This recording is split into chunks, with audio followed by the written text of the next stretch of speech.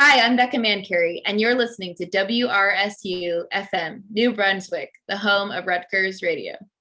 When you fall away, when you fall away, I'll be there, I'll be there.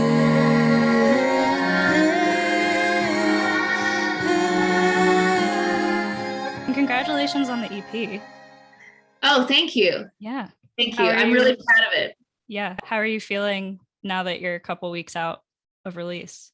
It always is very good after a few weeks out, I think it's hard in the moment, you just want so much. I was just telling my girlfriend on the drive, we just got vaccinated, our second vaccine today. Congrats. Yeah, thanks. So I was just like, I want everything. I want more. I want everything. I just want to get everything out of this one life, so expectations I always struggle with, is it going to be received? And I think what's cool about this EP is that I do think it's like a slow burn, and that's how the music is even meant to be processed in a different way than the record was. So it's been great to see it picking up and who's really responding to it. And it's definitely, I feel like it's happening, that response. So it's been good. And when you were picking songs, I guess, to repurpose acoustically, how did you kind of go about picking the songs, and did they change in meaning at all for you? Yeah. I always knew at the top of the list would be First Time. I had just known that song, when I had written it originally, was always slower, and it was always very heartfelt and was really emotional. And so when Zach Farrow and I did the record, The Greatest Part, he was automatically like, oh yeah, we need to do it at this BPM. We just need to make it feel different. It's going to be really amazing to have that difference with this sad song. Cause he knew, and he knows me really well. And that story is true. It's my coming out story. So this time around, it was very obvious that I was like, okay, the song, the melody, the words, they all work really well the original way, which was in a different, in this kind of more meditative, emotional way. But I think for me, I wasn't ready to do that even yet. I wouldn't have been able to get through the song. So now, through a lot of therapy and a lot of processing, I feel able to do it in that way. Totally. So that one probably was always on the list. The one that wasn't on the list was Stay With Me. But because we were going to do a song called Tear Us Apart with the strings. But at the very beginning, it was just, I don't know. I think Zach and I both just said it at the same time. We were like, Stay With Me. It's got to be Stay With Me, because the melody's so beautiful. And again, that was a song that was done in a really upbeat manner on the record. And so when we did it, it's my favorite thing that we did in a lot of ways, because the strings are just breathtaking. And we did want it to feel like you were almost floating on an emotion. And you kind of feel that. We took a lot out of that song. There was this whole beautiful guitar part that Juan Solorzano, who does all my music with me, was playing on it. And he was like, oh, that's great. Get rid of it. Just make it feel the way it's supposed to. And I think we really found that. So. And when you wrote Annie, was that sort of always intended to go on this kind of compilation EP? It made sense, right? So I had Annie, and I could have put it on The Greatest Part, but it just wasn't fitting. It wasn't we wanted to do it the way that we actually did it on the EP, and it wouldn't have fit with the vibe that Zach and I had done originally. So it just made sense. We wanted a new song. We wanted a song that also people kind of knew from my live shows. And that song has lived so many lives. Literally, it's been, because, I had a band called Bermuda Triangle back in the day. And my friend Brittany, she's the one who gave me this hat. So we're still buds, and hang out. And she played this incredible, which is someday I would love to do a version of us doing it live, or record it. This incredible classical guitar part. And the harmonies, it was just so cool. And so even her, she texted me the day it came out, and she was like, you did it good, Becca. That was the right way to do it. So Yeah, I mean, it's lived a lot of lives, but it feels right to live on this EP. Made a lot of sense. Since you brought it up, can we talk about Bermuda Triangle just for a Yeah. sec? Yeah, Because I'm yeah. obsessed. Oh, cool. Yeah, thanks. Like, I had no idea that you were part of it. And then Yeah. I was looking through some stuff and I was like, holy shit. Yeah. And then now I'm back in my Bermuda Triangle hole. How did that my Bermuda Triangle, Yeah. how did that project kind of come about? Yeah, I mean, that was so much from a place of being real true friends. Like that's like the community in Nashville in general. It's very collaborative and very much like friendship based. Like things really don't happen. I mean, I think it's surprising because I think a lot of people think Nashville is like really contrived or like kind of cheesy, which it is. But the real folk that live here that are like really cool, there is it was just an automatic thing that would have it just naturally happened. She was, taking a break from Alabama Shakes that nobody knew about. We knew, but nobody knew that she was going to do Brittany Howard. Right. So she was just like, well, I still want to be creative. And so one night we all got really drunk on my front porch and I was just like, yo, like we gotta be in a band, like we gotta do this show. And it was like 1 a.m. and I texted the booker at this place called the Basement East. And I was like, yo, I got Brittany Howard here. I got Jesse, I got me. We got a band. We want to play. Put us down, like, clear a date. And he was like, oh, you can have any date. Like it was like, I think at the time it was the fastest show to sell out the Basement East. Wow. It's once NPR did a piece about us, it sold out within like 20 minutes. They were like, oh yeah, it's gone. So it was complete pandemonium. And it actually, like, people really loved that band. I don't know, it worked. It was really special. I don't think that it will ever happen again, but we'll never know. We'll see.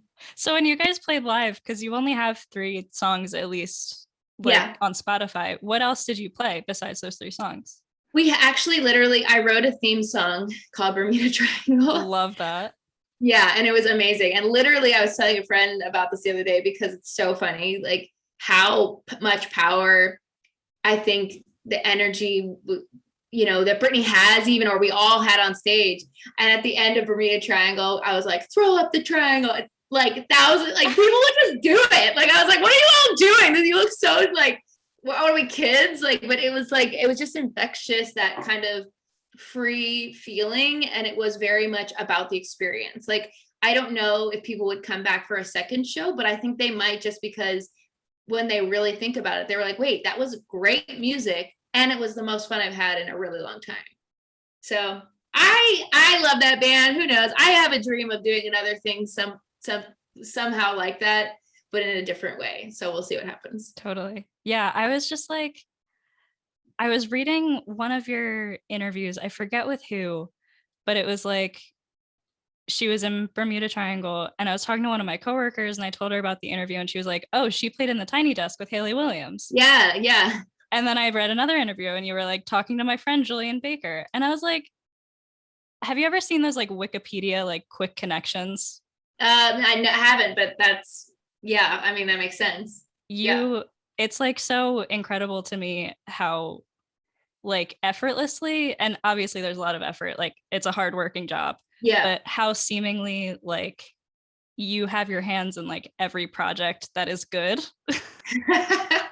Yeah, I mean, I like good music. I hope I think it's like I think the way it happened, why this kind of happened, is that when I moved to Nashville, I really did feel the industry's desire to pit women or non-binary people, or like now I identify as non-binary and as she, but I think just to pit us against each other, especially women, like.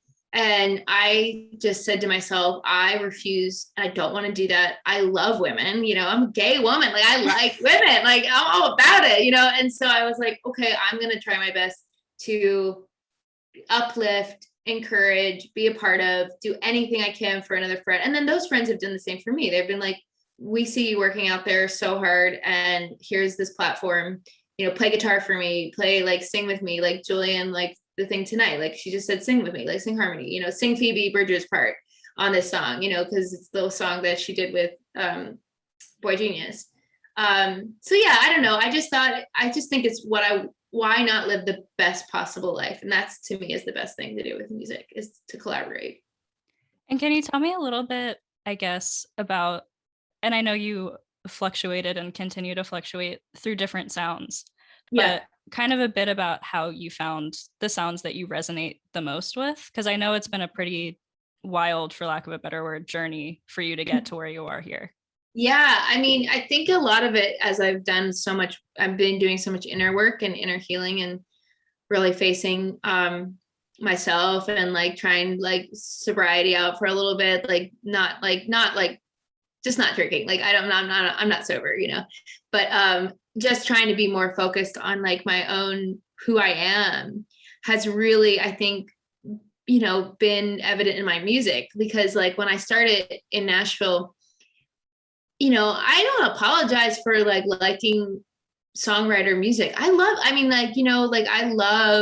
the great songwriters, John Prine. Like, I think he passed away today, a year ago. He's one of the greatest American songwriters of our time. And Gillian Welch, like all these incredible songwriters. And I just wanted my place in that world so badly. I wanted to be a great songwriter. Like, that was a goal for me. Like, not just like make cool sounds, but like write important stories, And so I think I tried just in the environment. And I was thinking about this actually recently. If I wouldn't have chosen to use the guys that played in my literal live band to also record on my first record, it wouldn't have sounded as country at all. And I was just like, like, what would it, like, I realized, these are the choices you make without knowing you're making them. And sometimes it just naturally happens. You're growing in front of people, and, I'm not ashamed of anything I've put out. So that's pretty nice. I have lots of friends that started when they were like super, super young. And they're like, oh my God, I played like terrible music when I was young. I can't believe those recordings are out there somewhere. So in that way, I'm like, yeah, like you can see my progression. But I think, when Zach and I started working together, he was always like, what kind of music do you listen to on the regular? And I was like, well, indie rock. And he's like, great. Why are you not doing that? Like, that's like, but even that, like, I would say that we tried to not even, and we both didn't, he doesn't listen to like, Zach Vero does not listen to like, only thing he listens to that would be indie, like relevant, is Tame Impala, which you can hear. You can hear it, A little bit, yeah. Oh yeah, you can definitely hear it. But other than that, he doesn't listen to like Big Thief. He doesn't listen to Phoebe Bridgers. He doesn't listen to like Lucy. He doesn't listen to anything that's like indie right now. And I actually stopped listening to all that music too, just so I wasn't influenced in any way. And so it's cool, because I think the greatest part, and actually I was with him last night, we were having a hang, and I was like, it sounds like it's going to last. Like, this music is going to last because it really wasn't overcooked. We didn't overthink it. We were playing the guitar parts ourselves, and neither of us are lead guitar players. And I think that's really important. And that's how I found my sound, was just like by my own limitations, I found my sound. And that's like the best way to make music, I think. Totally. And do you feel as if, well, first of all, how long did it take you to write the LP? It didn't take very long, which was kind of crazy, because I ended up, sorry, my dog just walked in. Okay. Yeah. It ended up being pretty quick. Like that record came to me, and that's really kind of rare, I think, because I'm writing a new record right now, and it's not doing that. So far, it's not doing that. So with that record, it took like 2 months, and I had all the songs pretty much. And do you feel like, I guess kind of the obvious answer is yes to this, but whatever your personal kind of take on it is, like, how do you feel like your relationships with the people that you're either writing with or that are helping you record or producing, how do you feel like that plays into the overall sound? Huge part. Yeah. Huge part. I mean, I have never done a lot of co-writing. The only thing that, Zach and I did 2 songs really truly with each other, where he wrote just this instrumental part, and then I just wrote this melody and all the words over top, done. And that is like, and there's you can hear his influence. And I love that. Like, I can hear like, oh, that's such a Zach thing to do. That's not something I would do. But then he can say, oh, that's such a Becca melody. I would never do that. Or the words, I would never write something like that personal. So I definitely think that's a big part to for me, their influence is huge. And, with Zach, he's a drummer. So everything he looks at is rhythm first, always. It's always drums. Like I'd come up with a song, he'd be like, all right, let's put the drums down. That would be the very first thing, which I would just sing it to him, and then he would track the drums. And those would be the drums that would be for the song. And then we'd build everything else around it. And that's why I think the music really resonated too with people, because a lot of artists like have like this record, like I think they just get it. They're like, oh yeah, that's coming from like a very, very cool, like, a lot of guitar players even say, it's better to be a drummer first before being anything else. So I highly recommend people working with drummers. I always think I'd say that a lot now, because I've seen how it really helped me be a different songwriter. He really brought out something in me that I didn't even know I had. But yeah, I don't know. I mean, as I continue, my whole goal is to be my own producer fully and produce others. That's the goal and the dream for me. And you might not be able to tell me this, but is Zach working with you for the next record?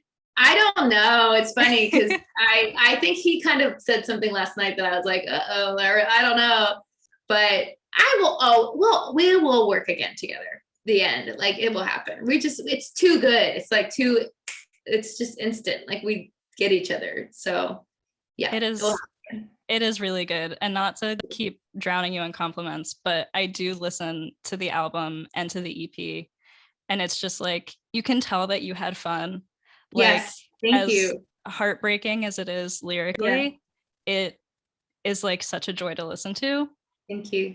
So I also read on your Instagram that you had taken the 11-hour drive to your hometown. Yeah. What was that like? It was a lot. It was, in the thick of COVID, and it was just a lot of like, I think emotions from being trapped inside so much, and like also having to not tour the record, which was like, for a lot of us that put out records in 2020, there's like a coalition of us that are kind of like, dude, I'm so sorry. Like I get why that was so hard for you. And I went through like a real depression for like 3 or 4 months, honestly, after the record came out. So it was kind of that. I had these dreams, like I talked about in some press releases, about the river that I named the EP after, Juniata, and I couldn't stop thinking about it. Like it was constant. And so I just told my partner, I was just like, I have to go. Like I need to go. I can't keep thinking about this place without going. And so I did. And it was pretty interesting, because I did feel like it was like my own spirit was saying, it's okay. Like it's time to let it go. It's time to let go. Like it's time to move forward and not be trapped in this like cycle of like, of pain, even of suffering. Like there's like this whole idea of like, we get stuck in suffering when that's not the objective, And so I think going back really was just a tangible way for me to see that it didn't have anything really scary there. So I went back to all my old spots, and I saw my old house that I grew up in. And the guy that owns it now even he saw me, because it's this long driveway up, and it's in the country. It's very rural. And he was just like, hey, like, who are you? Or like, what's going on? And I was just like, oh, I used to live here. And he was like, oh, cool. Like, you want to like look around? And so I saw my old house, and that was cool. Yeah. That is really cool. That sounds like a very emotional full circle kind of moment. Yeah, it's a very Mancari, like dramatic move, but yeah. My therapist would be like, I don't know if you need to drive 11 hours, but I got you, you got to do what you got to do. So what did you listen to on the 11-hour drive? What's funny is that I don't listen to a lot of, it's weird. I've gone through phases of not listening to a lot of music. Mm-hmm. And if I do, it's like a lot of instrumental and just like not as much word heavy, because I just don't have the wherewithal right now to like, so I checked out some friends' records that had been sent to me, like Julian's record, and like I'd been listening to like some podcasts about, I don't know, healing or whatever. So kind of boring, I guess. But actually, I actually drive in silence a lot because that is time for me to actually think in, and I do write in my mind, or like I start to understand like what do I really want to say. And that's always been a big part of my writing process, is just being from touring and just being in the car. It's really important for me. Totally. I recently started watching Twin Peaks. And you know how Agent Cooper has like the tape recorder? Yep. I had my first moment yesterday while driving. I'm also a musician. So Oh, cool. I had a thought of like a song lyric, and I was like, the Yeah. things that I would do for my own personal like Diane tape recorder right now. Yes. Do you do that in the car, or are they Well, just I mental do. notes? I do. I actually just like I have like I do like a voice memo thing, you know. Mhm. It's so funny because I'm looking at my like tape recorder right now. This giant fucking tape recorder. Or sorry, I can't swear. That's okay. But yeah, I actually do voice memo a lot, and Yeah. I've been able to write some great songs from doing that. It's if you can do it like safely, do it, because those moments you'll lose them. They're really special. So yeah. And circling back to this theme of like forgiveness and healing, you kind of talked in your tiny desk about how the last record and also the EP, I guess by association, you're kind of turning your anger into forgiveness. Yeah. Is that, I know that's like a daily work. That's not something that I think you could ever consider finished. Yeah. But I guess, what is that like for you on the daily to kind of think through that? Yeah, I mean, I think the first thing is not running away from it and not self-medicating it. Like I think that was my own thing, where I was just overworking myself, touring myself down to like, you know, before the pandemic, you know, people always say like, is there a silver lining? I don't want to say, because so many people have died and it's been so hard, and like, you know, but in reality for me, like I think I was gonna emotionally die out on the road if I would have kept going. And this time has really given me that to like heal in a way that I wouldn't have done. Like it put me on timeout. It put me on like, you have to do this, Becca. Like you're gonna lose your job, your career, your family, your girlfriend, your everything, you know? And I felt that way. I put myself into therapy because I was like, oh yeah, I'm gonna lose everything soon if I'm not careful. That's how bad I had gotten. So yeah, the beginning process, you have to, I think for real like trauma, you have to be ready to do the work, and it is a daily process. And you know what's cool is that I already can feel myself, you know, wanting to write still about it, but in a different way already even. And that is why I had to write The Greatest Part, and that's why I had to finish it by like letting people really feel me be vulnerable with Juniata. Like I feel myself. Even Zach, he said, you're singing differently. There's something different already about you. And I said, because I'm doing the work. So as I even do the next record and the next one, that's my hope, is that work will be seen with my actual energy, even on a record. So Is the I'm trying to pull it up on Spotify. Is the cover art for Juniata, is that a baby picture of you? yeah. Okay, first of all, adorable. Thanks. Yeah. Second of all, I read in your Atwood magazine interview Yeah. that you hadn't talked to your family Yeah. after releasing The Greatest Part. Has that changed at all? If you don't mind me asking, you could No, totally say no. No, it's okay. Actually, you know, my mom actually was diagnosed with cancer in January of this year. And I'm so sorry to hear that. oh, thank you. Yeah. I mean, it's just another layer of like reality, and so I've been going back every month since I found out. And you know, it's actually like brought our family like together in this really, really intense, sad, beautiful way. And so I'm really thankful that, you know, they have not talked about it. I don't talk about it, but we're able to like meet on some common ground, which is to love each other. And that's always what I wanted at the end of the day. You know, like there may never be full acceptance there because of their faith and their like religion, but at my point, it's not even the point anymore for me. Like I'm able to now know myself and know I'm okay without their acceptance because I accept myself. And that is the goal for all of us, right? Like we can't change the whole world. I wish that we could, but really showing each other love, I think will make a difference. And so that's where I'm at right now with them. So that's a real mixed bag of yeah. and I'm sorry that that's happening, but Yeah. also glad to hear that in some ways you've kind of made your way back with them. Oh yeah, it's so worth it. I would tell people if they can safely do so for their own safety sake, because that's the first thing is like for a lot of queer people, it isn't safe to be at home. And I know that because I had to leave home a long time ago and I've been on my own for years, but I do feel like there's been some boundaries and safety there. And so if you can, man, like don't lose out on that. So yeah. I remember the first time I tried to tell you the truth on a Sunday drive with my heart stuck in my chest. Can we talk about your tiny desk again? Yeah. How was it performing kind of your own versus performing in Haley's band? Okay, so there were two of my own. So I had recorded a tiny desk, and then I just because we were able to do it in advance, like not being actually in the studio, I was like, well, it's not right. Like I felt it, the vibe was not right. Like I was just like, it's not perfect.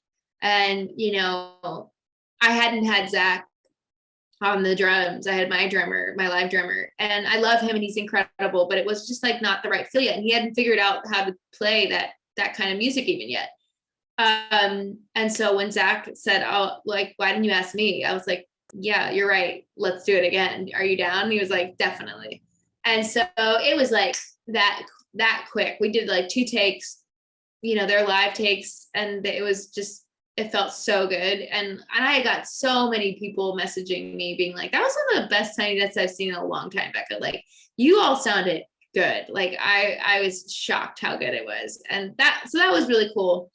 The Haley one was really funny because they originally had asked me to play guitar, and I was like, okay, I couldn't turn down the opportunity, but I was like sweating. Like I was like, I can't play Taylor's guitar parts. I can't do it. Like Taylor York is an incredible guitar player and such a style and has certain sounds. And I just said, I finally called Joey Howard, the bass player, and I just said, I can't do it. Like, I'm so sorry. Like, I will pay for somebody else to do. I don't care. And he was like, no, it's fine. Like, I'll tell Haley, and we still want you to be part of it. And so it was kind of if I'm being purely honest, it was very stressful. And even the whole thing was so interesting about the takes, and I appreciate this about Joey, the band leader. He wanted it to be live fully. Like there was no, he was like, we got to nail it. And so we did it took a lot out of us. We all were sweating by the end of it. But when we really nailed it, which is why there's the last song, Dead Horse, the mic stand fell. I don't know if you've noticed this. I catch the mic stand with my arm and I'm using the tambourine at the end, little tambo, and you can see it. And her fans are so microscopic about her. They were laughing. So they were like, oh my God, Becca Mancari just nailed that save. She just saved that mic. And so, yeah, it was a really true, honest take, which I think people really loved. And even though we weren't certain about it, all of us were all like, was that good? And then when it came out, everybody was like, that was amazing. That felt like being in somebody's real living room or house, and how you would watch a live show, have mistakes, but they're that's the charm of music, So it was an amazing experience. I don't know if they'll ask me to do it again, but yeah, it was great. It's so funny to watch because I hear that, but then also the main image in my head of Haley's tiny desk is Julian Baker being the most calm and collected guitarist that I've ever seen in my life. That is Julian. I forgot that she was there. You know what I mean? Like she was such like the little like elf on the shelf, or like Juliet, like she's so tiny, and it's so funny because like we're all like kind of short, like but I'm the tallest of them. You know, Haley's like tiny, Julian's tiny, and I'm just like their tall friend at the end of the day. And I'm not even tall, so I'm just like, what? You are tiny, but so much spirit in both of them. But Julian, she nailed it. Like she did such a great job. So. Yeah. That is so funny. Yeah, your Tiny Desk, the one for your personal music, definitely had like I was reading through the comments. Everyone loved it. Like there was one comment that was like 15 minutes is enough to like make or break me for an artist. Yeah. And this one like made me like definitely a fan. And That's I was huge. like, that's pretty cool. That is cool. But it was like I feel like with quarantine Tiny Desks, it's really difficult to get the feeling of like intimacy. Yeah. But I feel like you really nailed that. Thank you. I think what I wanted to do was also really talk honestly if I could. And even from that time, I've changed a lot, even from that Tiny Desk experience. And I hope to do it someday actually at the desk itself. But man, like talk about pressure, like that is some serious, and makes you really know like you have to be the best of the best to do it. Like I wouldn't want to if I wasn't. So it's all about like preparing mentally and emotionally to be really available, because it's a vulnerable, intimate experience. That's why it's so powerful. Would you want to do it if given the opportunity, like actually at the desk at NPR? I mean, sometimes it catch me on a bad day and I'd be like, no, like I'm good. But no, yeah, of course, I would love to. Are you excited to tour again if we ever are allowed to do that? It's a double, I don't know. It's like I was talking to my manager today about it because we were like pitching for, or like we're trying to get on this tour right now. And I don't know, I'm really going to be surprised if it's going to happen, but I guess everybody's really optimistic. I'm just kind of like sitting with the feeling of my priority is to make a new record. Mm-hmm. And so that already has taken over my time so much that I'm like, I'm okay if it's not till next year, honestly, because I'm hoping to have a brand new record and then tour that super hard, like not stop. So I'm kind of okay until then. Totally. Yeah. Yeah. I talked to Meg from Hand Habits last week. Oh, cool. Yeah. We're friends. Yeah. Yeah. I saw that. I was like, very cool. Yeah. But it was sort of a mixed bag for them too, because they were telling me that they kind of don't want to tour because now they've really kind of come to understand what routine works for them. Is there any part of you that, I guess, kind of seeing how the music industry has adapted, or maybe hasn't adapted, because I know like venues are closing and it's like shit has hit the fan, but as like an individual artist, like reception wise to your fans and to the people who listen to your music, is there any part of you that maybe feels comforted by the fact that you don't have to tour in order to get good reception from your fans?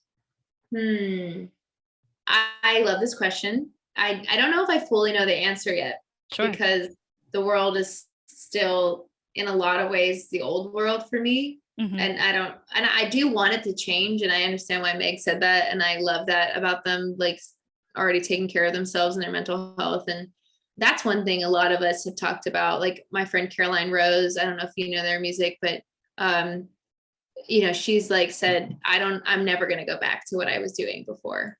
And I would say in a similar way, I will never go back to road dogging like I was before. And I do think, but I do love performing. I love to play live music, and there's nothing like, it thrills me. Like, I'm not one of those people that's like nervous when I'm on stage, or like, I feel like I was meant to be there. Like I feel filled up, I feel like I can breathe again. So it is healthy for me, but am I going to drink on the road anymore? No. Like, am I going to choose when I give my energy to people? Yeah. Like, but I do get a lot from the fans, and I love my fans. And I genuinely can say when I go to a show and they're feeling it too, I'm theirs. Like I'm made to do that. So I can't wait to see the people again. Like I need to do it. I'm ready in that way. They say the heart grows stronger, but man, it's hard to Okay. Thank you so much. Yeah, thank you. Be well, okay? You too. Have a good rest of your day. Bye. Bye.